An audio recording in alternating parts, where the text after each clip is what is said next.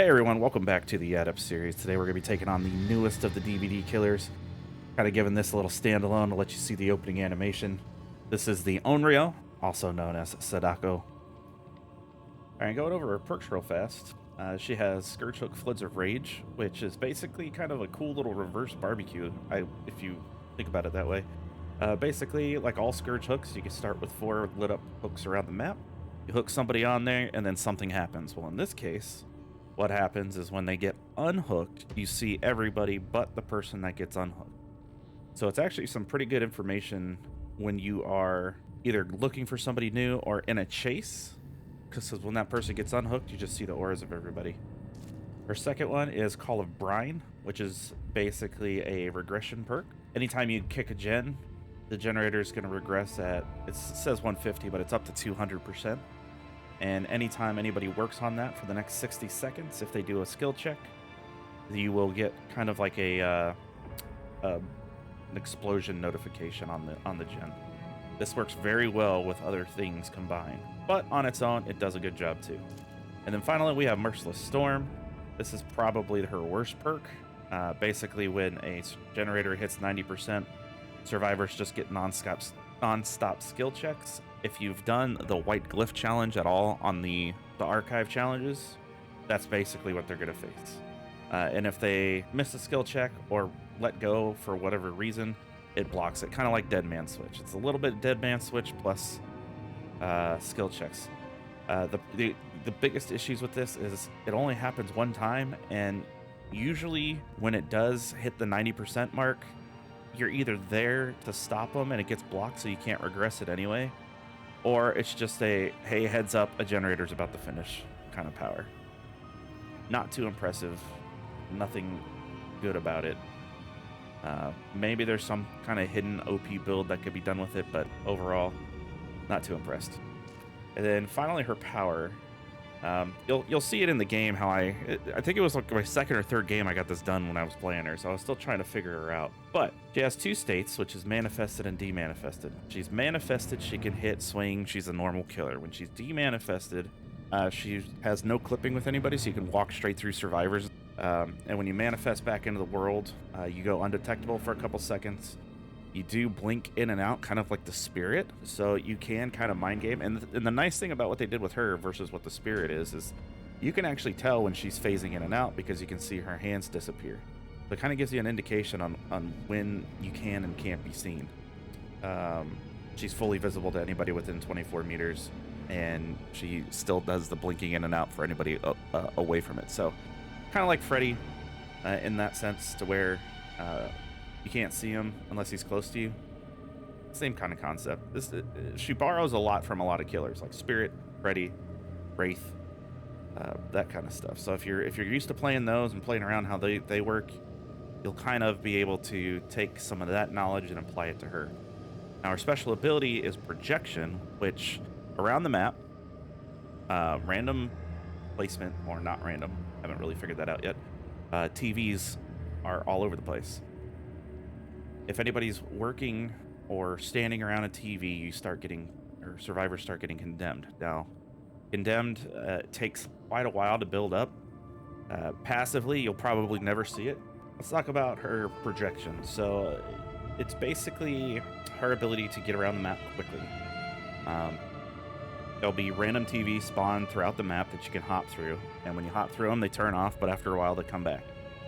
The other way that they get turned off is that survivors get a condemned status. Now, there's 2 ways that this happens. One is anytime you jump through a TV, anybody within 16 meters of that TV gets condemned progress.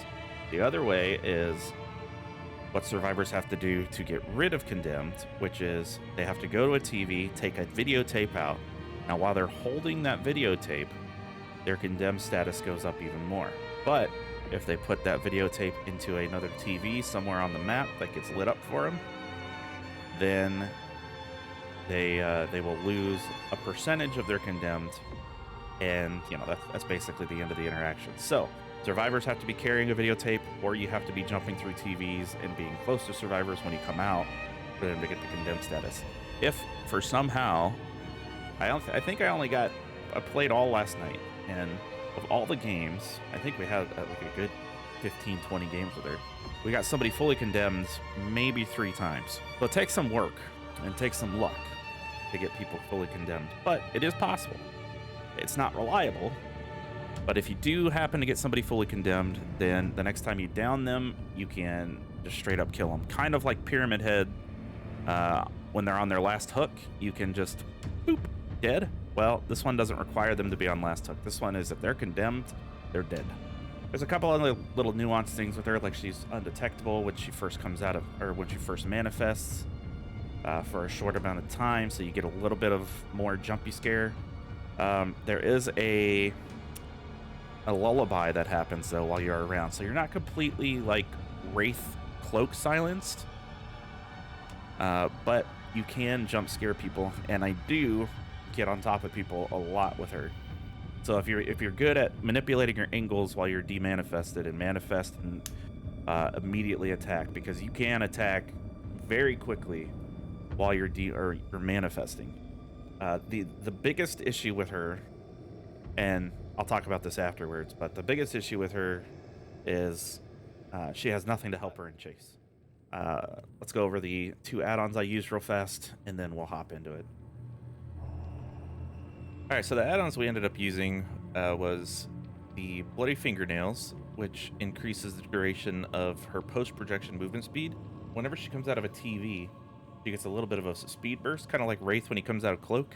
This is the same thing. It just gives you a little bit longer of the speed burst, which, like I mentioned in the game itself, you do feel it when it happens. If the TV's pointed the correct way and all that stuff. That's a whole nother thing. But the second add-on we used was the iridescent videotape, and the reason we used that was because anytime you hit somebody after manifesting, it turns on the last 4 TVs that were turned off, which gives you so much mobility, which helps for map pressure, which is definitely needed. And then finally, I did bring an Ivory Mori in because we had a Dwight appear, and if you know anything about me, I kill every Dwight I see. So, let's hop in the game and see how it goes. Also, I feel like every map sound effect is the same so far. Somebody right there. They know. Yeah, sprint burst. She didn't go to the shack. That's good. That hard? Oh.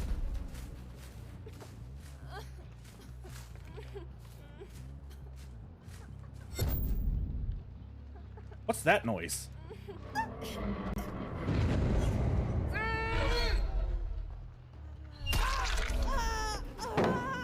Megan. I must have had like the perfect body block right there.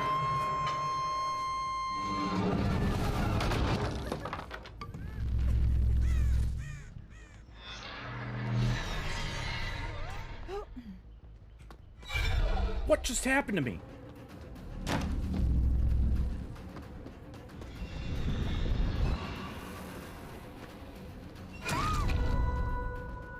I don't understand this killer, man. You can't see people half the time. So it's just like swing and hope for the best.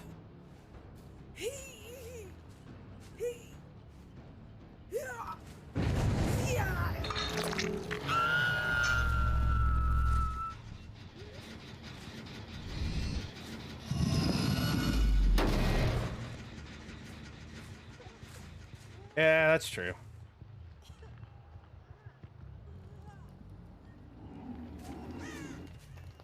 There's somebody here, right?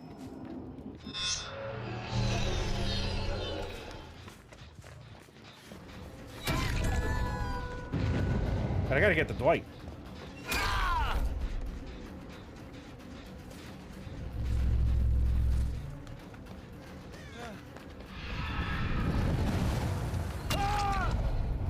So they fucked up that gen. That gen's blocked for 20 seconds. So in 20 seconds, that gen will finish.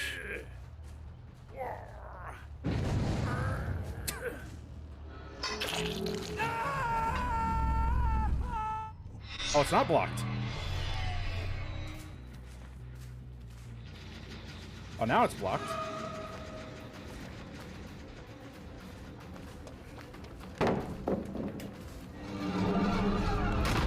She's a little unresponsive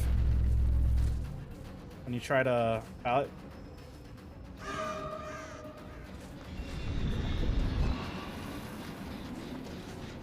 Yeah, I feel like... Oh. Wait, no. Can I hit? Fucking hell.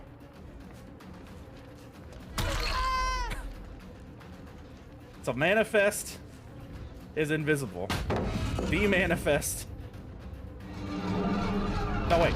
Demanifest is invisible. Manifest is you can hit somebody. Right.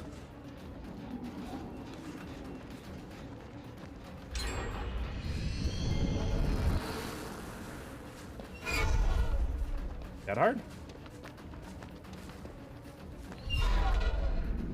I knew that pallet was gone, you doofus. Okay.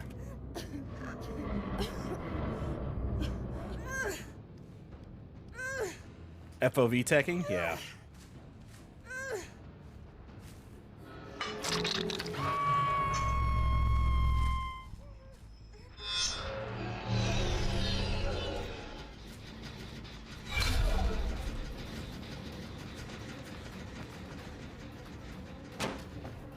I want to kick this.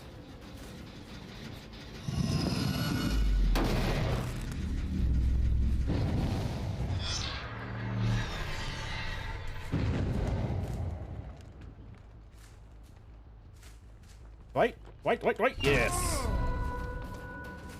Come here, Dwighticus.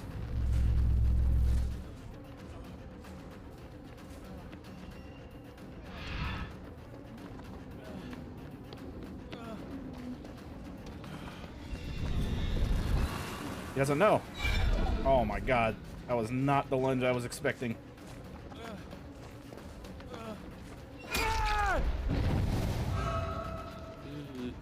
Nice.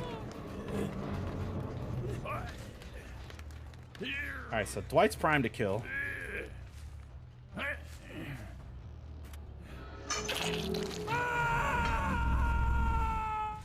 That TV's not back. Oh, I didn't demanifest. That's why. Or manifest. I have to hit him. Oh, that's still off. Interesting.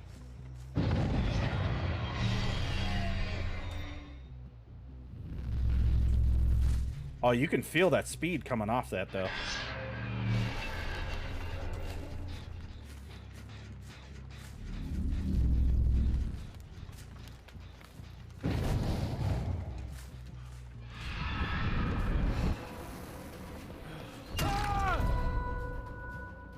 I think we just kill him and get him out of here. No! Okay.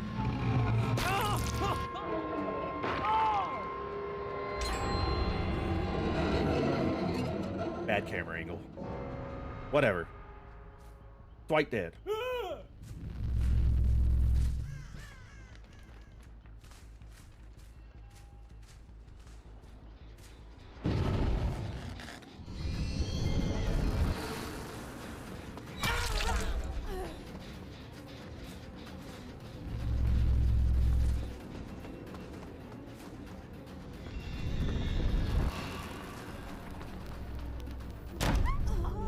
Good. Perfect. I was hoping I'd get that.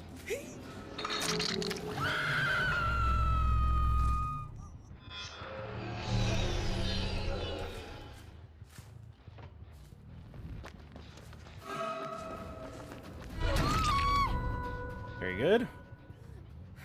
And then coming out of a TV. Right.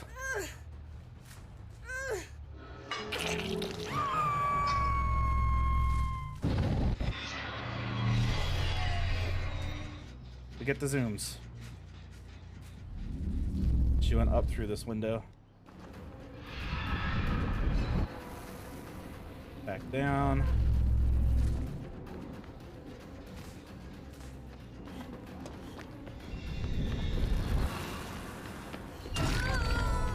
Back down.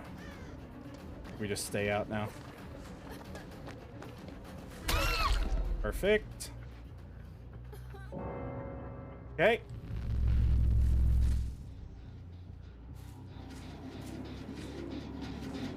Pretty sure she was on death hook though, right? Okay, they're coming out of this. That's the Meg. I'm gonna get in front of her here. Nice. All right. I like that.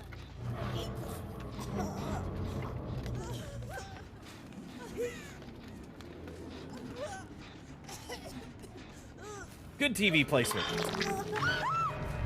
Now it's just a crapshoot.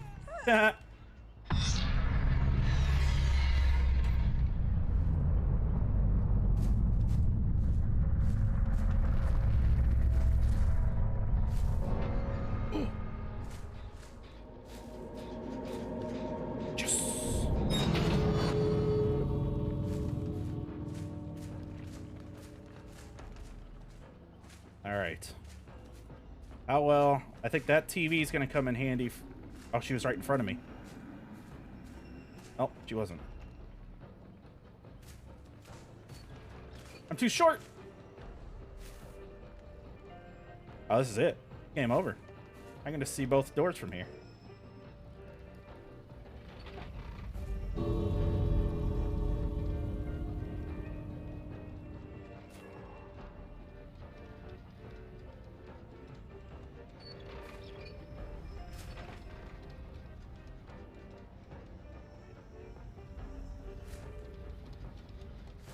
Lustia's trying to find a key.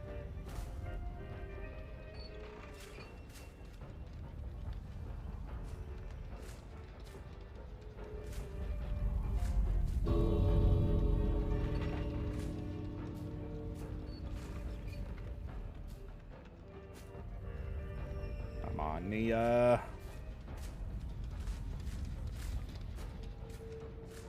And before I didn't get enough hooks because I did the Mori and the other girl DC'd.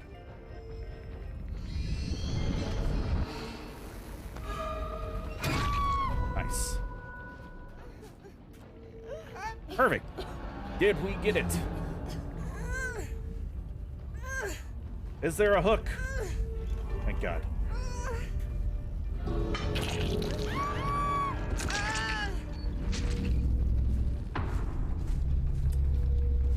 I feel like we got it. I feel like we used her power enough.